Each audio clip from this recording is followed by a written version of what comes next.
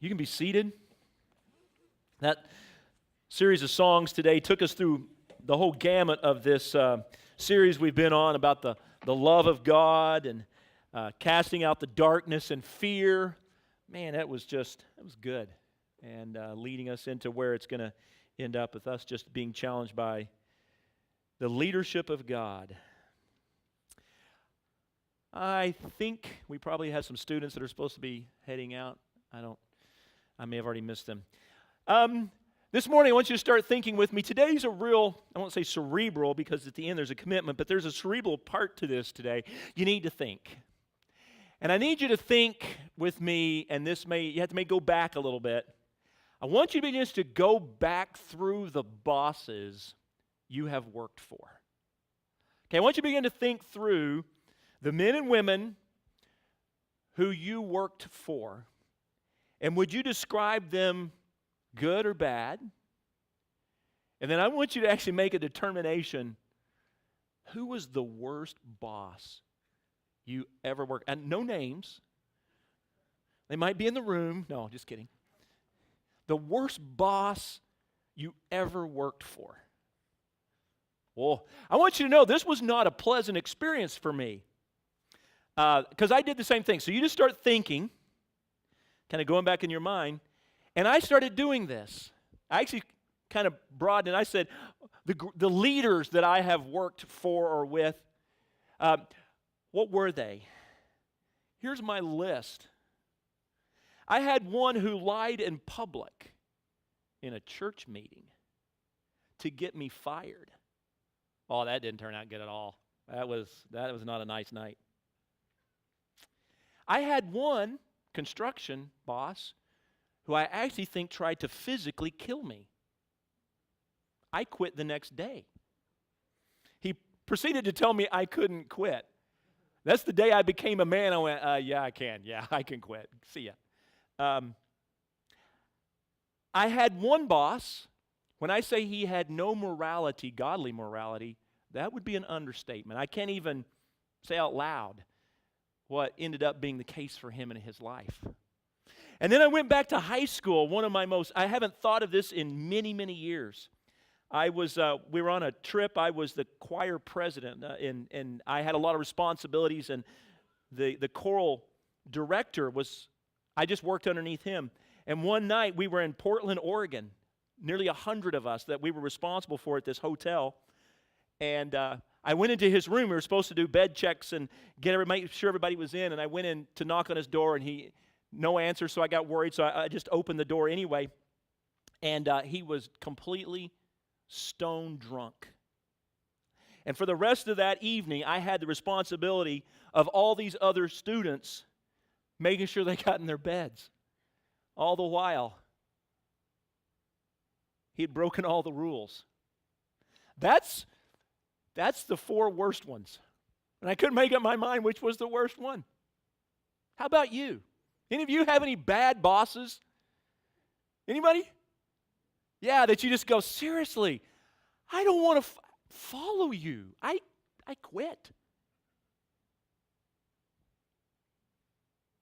And here's what I want you to begin to think about. What makes them all similar? While the circumstances may be very, very different, is there anything underneath all of that makes them really similar? And I want you to start thinking that through, answering the question, what made them so hard to follow? And that'll lead us in where we're going to go. Guys, we've been in this series. We're almost done with this series on follow. There's been a small group going along with this every week. And particularly this week, I want you to, if you haven't been going through the small group series, if you are a leader of any sort, if you lead anyone, you need to go on to this page, followseries.org, click number 7, and you need to follow through with Andy Stanley's conversation about servant leadership, where we're going to go today. You need to hear this whole thing. I think it will impact your life. And you're thinking, well, I don't really lead anybody. Be really careful with that. Look at it really thoughtfully. Do you lead anyone?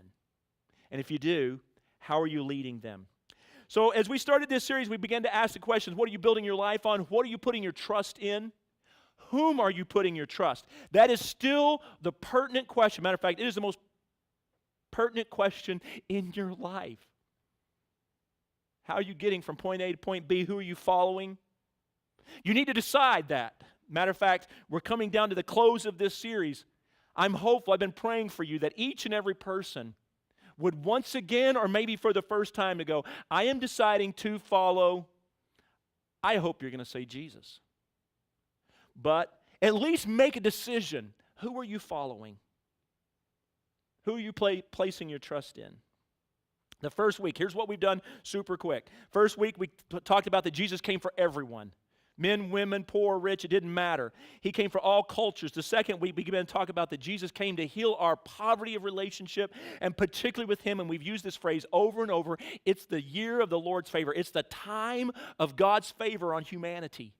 If you view God from kind of a resistant, He doesn't really want to help us, totally wrong picture of God, this is the time of God's favor for you to make that decision.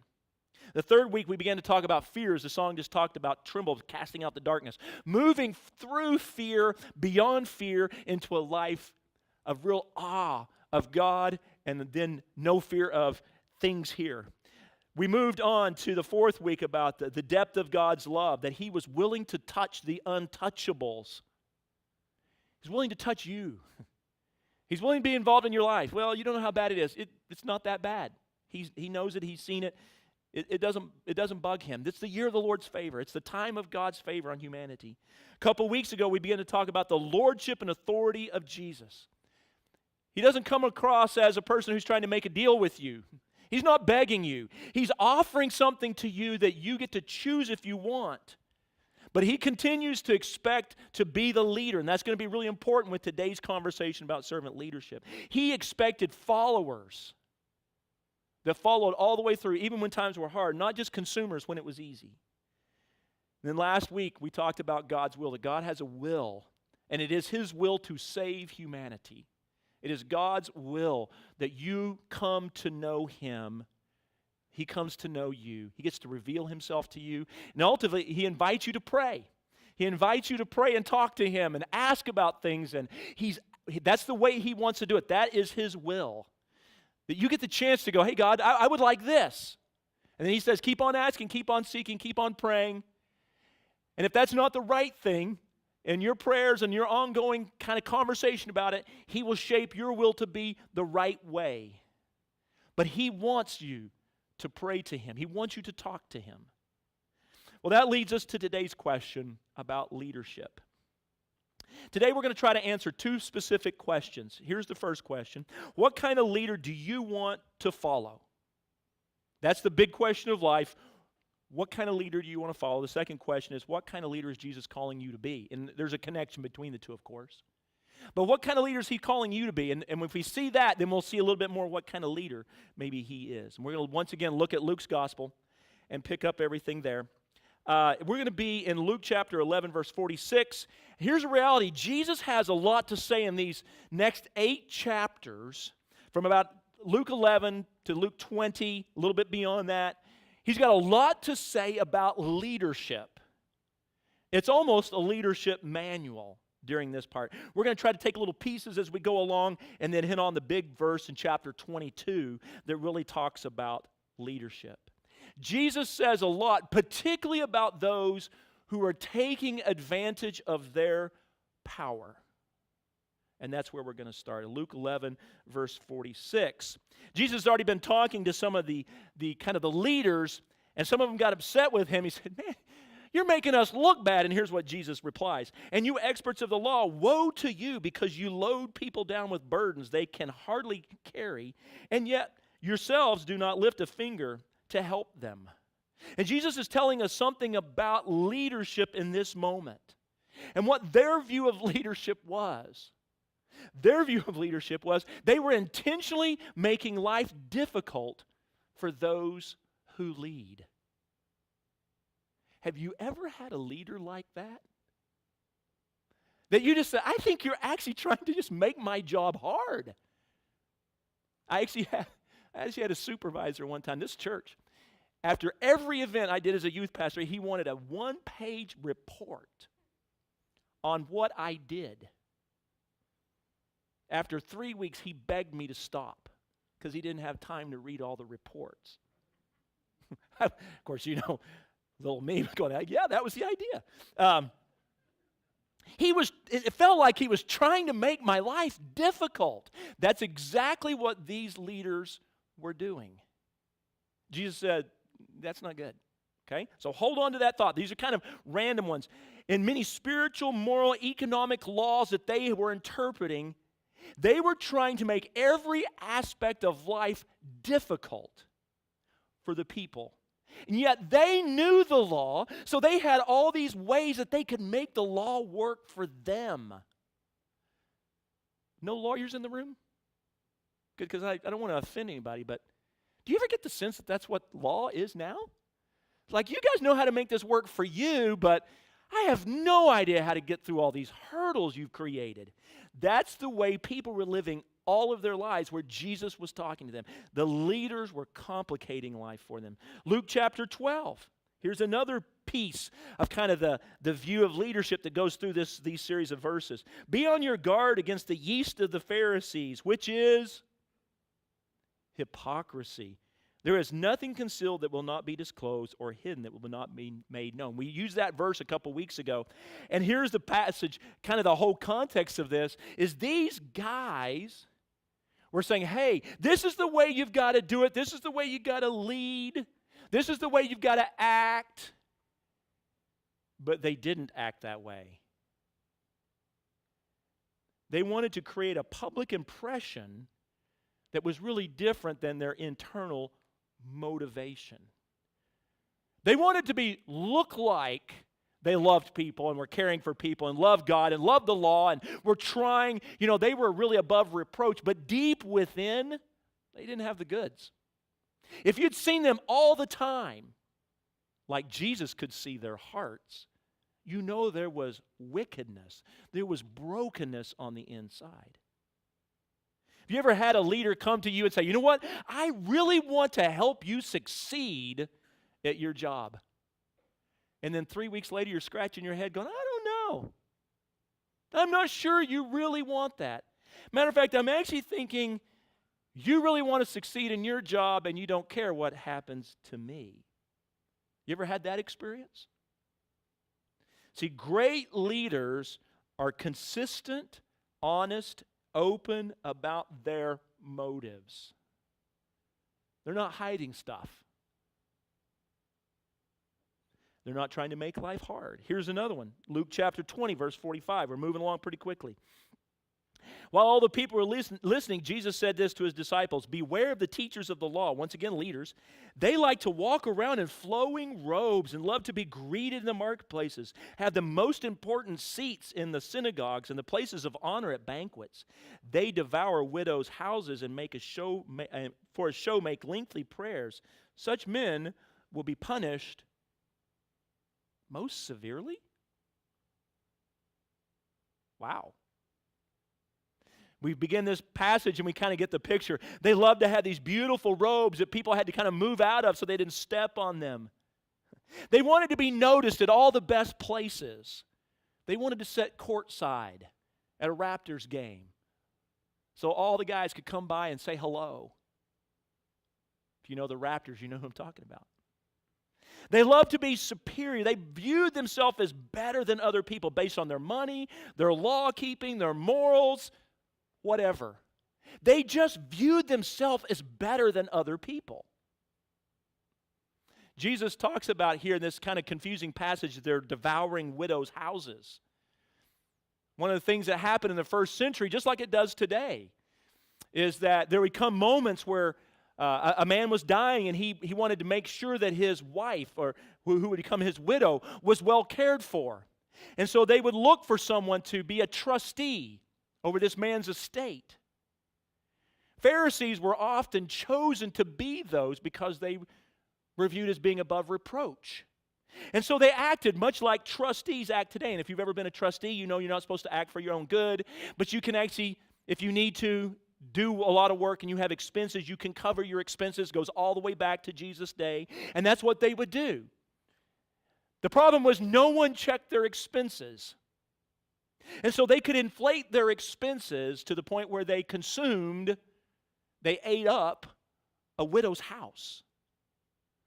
This actually has why they're doing these long prayers, because to be seen to be trustworthy, they had to be seen to be in public in the synagogue and to be noticed and to be very prayerful and very religious, so that multiple widows would be entrusted to their care.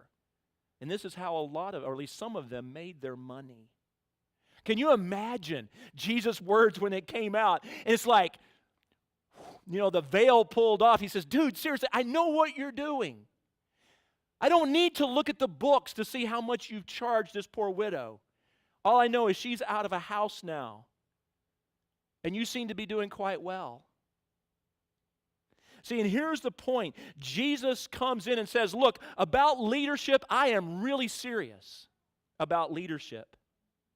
Especially if you're taking care of the vulnerable and the poor, and you're responsible to someone else, and you take advantage of your position, there will be judgment.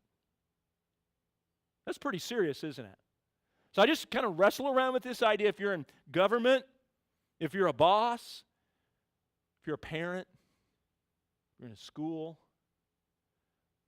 part of a church, leadership, if you're in any of those roles of leadership, you will be judged by God on the way you deal with your power or influence or position. Jesus cares about this. It's important. Well, let's go on to see what he says about how to actually be the right kind of leader. Luke chapter 14, verse 10 through 11. Talking to his disciples, he says this, but when you're invited, he's talking about a banquet, take the lowest place, so that when the host comes, he will say to you, friend, move on up to a better place. Then you will be honored in the presence of all your fellow guests. For everyone who exalts himself will be humbled, and he who humbles himself will be exalted.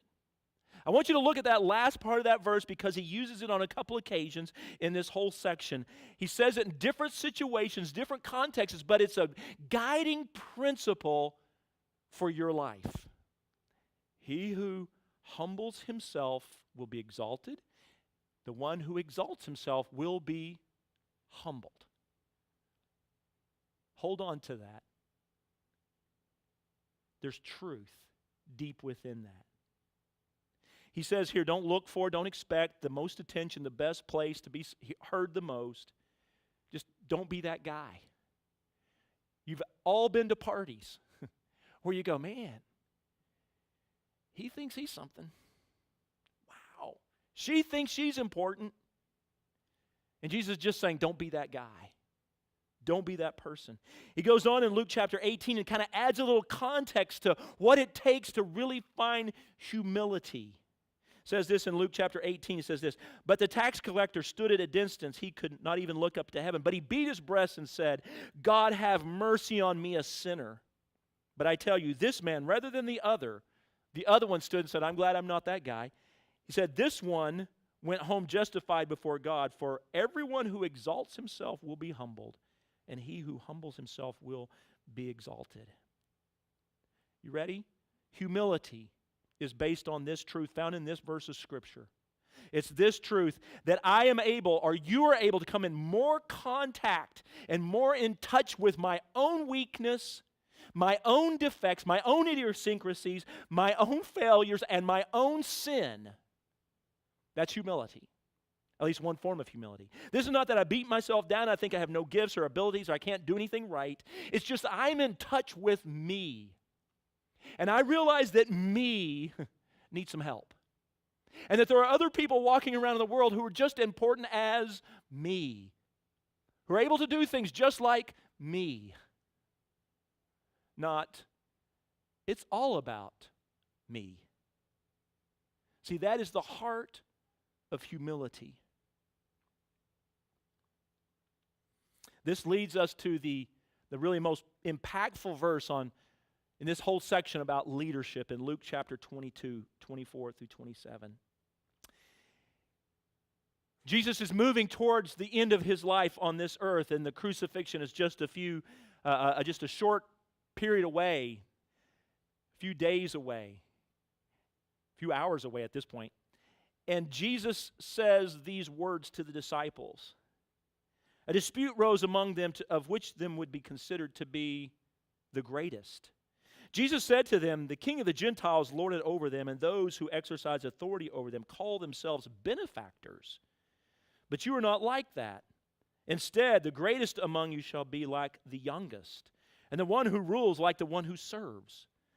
For who is greater, the one who is at table or the one who serves? Is it not the one who is at table?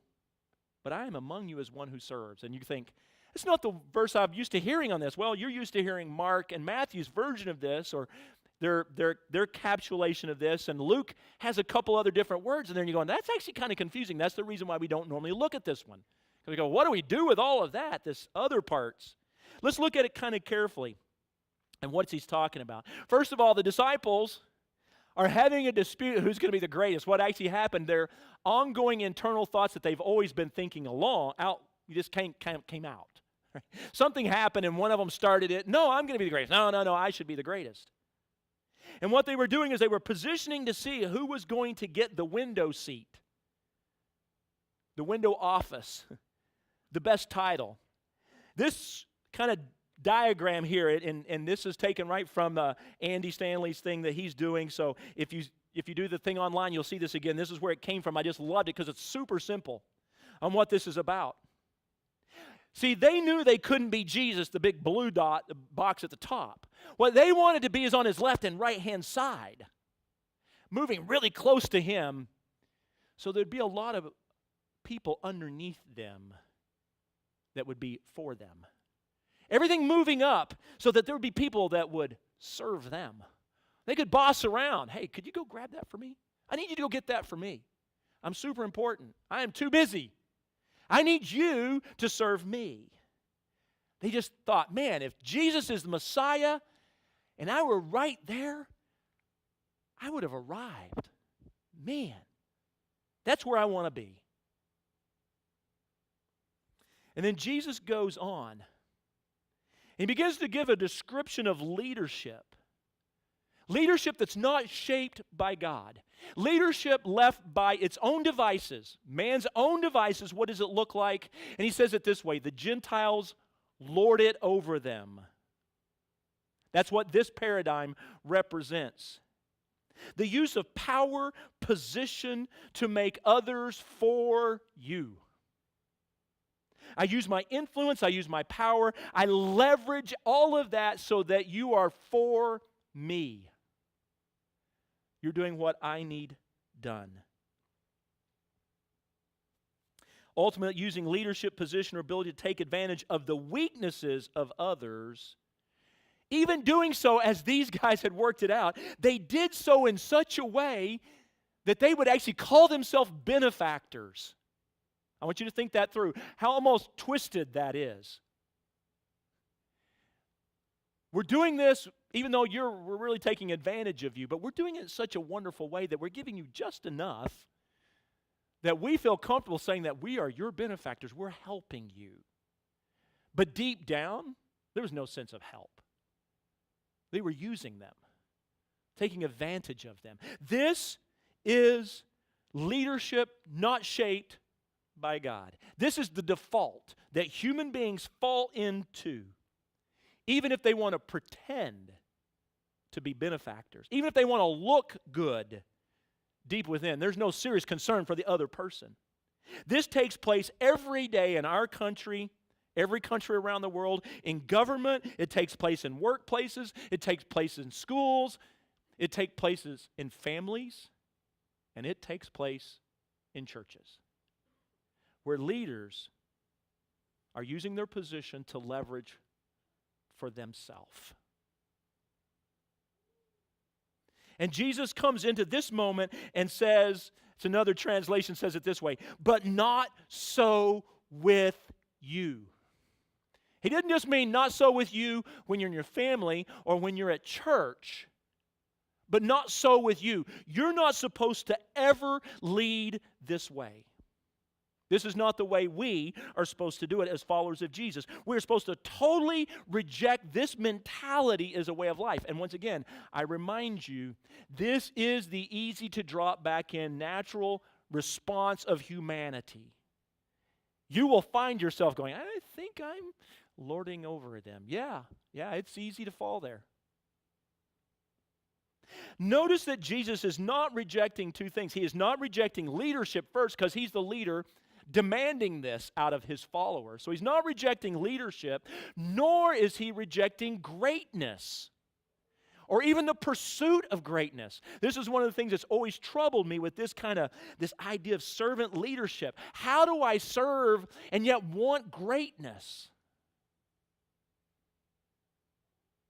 How do I do that? I think this is a great thing that you look here, and Jesus doesn't respond to those things. He says, if you want to be great, this is how you do it. This is what greatness looks like. In this verse in 26, he says, it's not to be like this for you. Instead, the greatest among you should be like the youngest. The youngest in their societies would be the person who would not naturally be given power or responsibility. In other words, they wouldn't have that natural fallback leverage of control, manipulation, age, family control. The youth didn't have those things. They couldn't use power that way. So don't let it be like that for you. And the one who rules like the one who serves. This idea of a person of power being the one who's serving. And when you hear that, you go, I don't think that works. There were no doubt people in that moment who heard Jesus saying that go, there's no way that works. That doesn't work in government. That doesn't work in home. That doesn't work in, because I can't get people to do what I want done. If we do it that way. So this is as countercultural today as it was 2,000 years ago. See, the greatest, Jesus is saying, is those who have the highest capacity to serve other people. That's the person that's the greatest. If you'll notice this chart, there's only one slight difference in this chart. It's not that there's not leaders. It's not that there's not a diagram of workflow or positional workflow. What you have, though, is that the leader has switched. And now he or she is for you. The leader is the one leveraging their authority and their ability, their influence to benefit those under them. I've come to help you. That is, by Jesus' definition, great leadership. It asks just this simple question. What can I do to help you? What can I do to help you? What do you need to be great? You wouldn't think that such a question could be that powerful. But when asked with the right heart that's behind it, though you actually want to help the person, not, what can I give you so that you can perform better, so that I don't have to put up with you, and that I end up looking better. I was doing research, and one of the number one things that irritated employees about their supervisor was their supervisor would take credit for what they had designed, created, or done. Why do they do that? Because you're working for me. You're making me look good. I'm not going to make you look good in front of the boss, because then I wouldn't get the promotion. Can you imagine?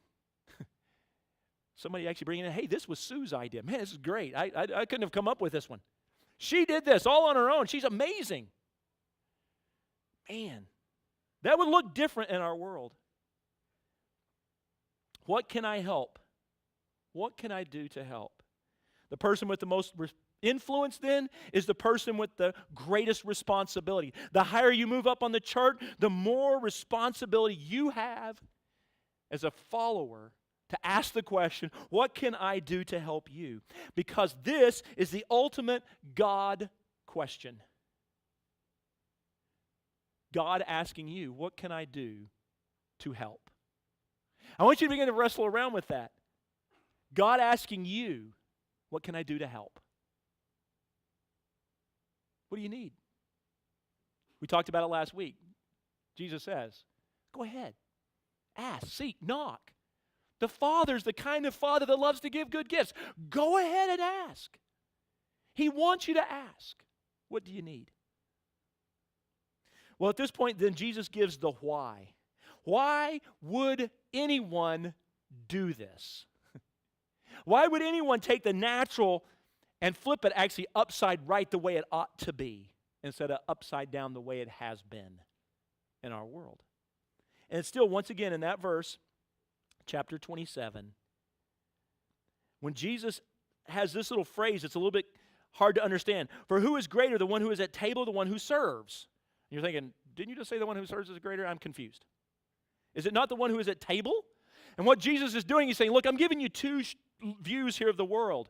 The first view is this view. Which one are you following? The first view is the view that most everyone has. The guy sitting down at the table, the person behind the Tim Hortons counter, the person who's making the beds, the person who's cleaning the toilets, the person who's the manager who's just scheduling for the boss. Who's the greatest? And everyone in the world would go, well, not them. The one making the decision is the greatest. That's the natural response to those questions that he's asking.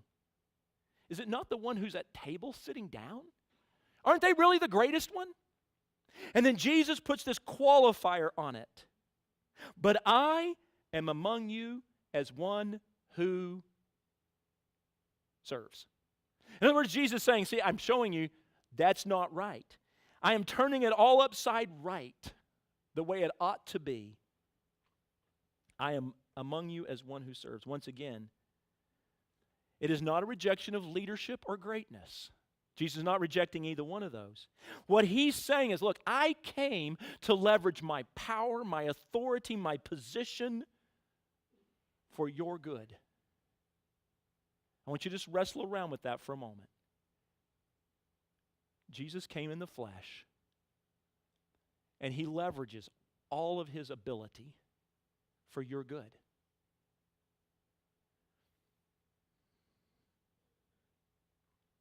Mark 10:45. Mark records it this way. It's the same conversation that's been ongoing. Mark records it this way. For even the Son of Man did not come to be served, but to serve, and to give his life a ransom for many. And once again, serve here does not mean that he becomes the doormat, that you walk over and you tell him what you're doing. Once again, that's a wrong view of this, his view of spiritual leadership. But what he is saying, look, I came to give all my abilities so that mankind would know, first and foremost, salvation. The thing that you have no chance to do on your own, no matter what you do, you cannot make this happen. I have come to do it for you. I have come to serve you in it. And it is the greatest act of service known to mankind that God himself comes so that we could reconnect with him and does what we could not do. We're not empowered to do it. He does it for us. He came to serve us. And then John chapter 10, he goes on. It doesn't end there. It's not just a one-time thing and he goes, okay, I'm done with you now. Listen, John chapter 10, verse 10. The thief's purpose is to steal, kill, and destroy. That describes all leadership not controlled by God, not impacted by God, at least in some measure. Where it's like, oh, yeah, you're here for me. I'm going to take what I need from you. Then he gives the other one. My purpose, my leadership, is to give them a rich and satisfying life. Other versions use the word abundant life. So once again, he's come to serve, to make sure that all his resources, spiritual, physical, his abundant resources as God, is coming down to give you abundant life, the life you need, not necessarily the one you're looking for. Not exactly the way you would do it if you were choosing, but the life that's best for you. He is coming to give you rich and satisfying life. This leads us to the question that we raised at the very beginning. Who do you want to follow? Who are you going to follow in life? There's not that many choices. I look back through the leaders in my life and I went, I am not following those guys. Not people trying to kill me, not people who are taking advantage of me, not people that are immoral that I can't trust. I never know what I'm going to get from them. Kind of schizophrenic leaders. I don't need any of those people to lead. Who can I trust then? And it really comes down to two. And we're going to talk about the last one next week. It's, am I going to trust me? Or am I going to trust Christ? I want to tell you, that diagram chart, yeah, he's the leader at the top, but he's for you. He's come to help you. This morning I remind you that he has told us, and he has told us to ask him what we need, and that he will provide it. This morning, if you're sitting there going, I'm kind of wrestling around with this, maybe all this is true, then we're going to just ask together today. Maybe for the first time you're going to pray and just say, hey God, if this is all real, show me that you're for me.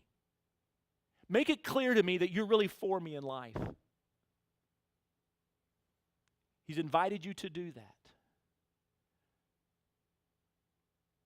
Maybe if you're not quite in that spot and you've used the word maybe Lord for Christ and you're pretty comfortable going, yeah, he's my Lord and Savior. But you're looking around at your leadership and going, my leadership doesn't always look like that. Matter of fact, my leadership looks a lot more like lording it over them. Then today I want, as the music's going, as they're singing this last song about the greatness of God, I want it to impact you. God, could you show me how to lead like you lead? Could you show me to look a little bit more like you and less like a tyrant? Or maybe a hypocrite that just wants people to think I'm doing really good for others when I'm not? Maybe just asking that simple question. God, who should I ask at work or at school or where at my family? What can I do to help you? What do you need? What can I do to involve you? This morning we're going to pray, and then the worship team's going to lead us in this song, I think, of the greatness of God. And just wrestle around with where you are. I just want you to think about the word Lord for a moment. It's not, once again, a word we use very often in our world. We're pretty uncomfortable with it in a democracy. Yeah, we're all equal, right? Yeah, not at work. Not most places we go. There's people who have power and influence over our lives every day. We all answer to someone somewhere. The question is, really, who am I going to follow? One of the leaders of my life, some author, some book writer that I really like what he's saying about life? Okay. Maybe I'm going to follow myself. We'll talk about that next week. Maybe I should begin this conversation about following Christ and calling him Lord. And all that entails. Not good suggestion guy, good idea man, but Lord. God, I want to be your follower. That's where I am. Father, thank you for this morning. This powerful passages of Scripture about leadership and the way you designed us to work with one another. That none of us would lord it over. And those of power and position would actually be servants to help those that are most needy or need the help up. God, I just pray for every person in here who has leadership responsibilities in their life. God, that each one of us would serve as leader. And that we would represent you well to the people that are underneath us in leadership. That we're responsible to them, to lead them, to help them up. Help them find greatness and goodness, and even maybe point them towards you. And God, for those in the room, God, who are not quite sure about you, I just pray today, as they begin to contemplate this, that they would be prepared and ready, moving in the direction to say, yeah, I want to call him Lord. And I just say it again, God. You are a great Lord. Meet us here. Amen.